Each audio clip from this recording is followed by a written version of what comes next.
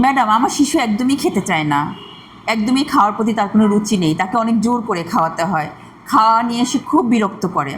এই এই সমস্যাগুলোতে কি করতে পারি? তো যাদের শিশুরা খাওয়া নিয়ে সমস্যা করে, আপনি খেয়াল করে লক্ষ্য করলে দেখবেন প্রায় 80 থেকে 90% মায়েরই একই অভিযোগ থাকে যে শিশু ঠিকমতো খেতে চায় না। আমরা যে ভুলটা করি সেখানে হচ্ছে আমরা চাই শিশুকে একসাথে সবটুকু খাবার খাইয়ে দিতে, এতে আমরা মায়েরা ফ্রি হয়ে যাব বা অন্যান্য কাজে মনোযোগ দিতে পারবো।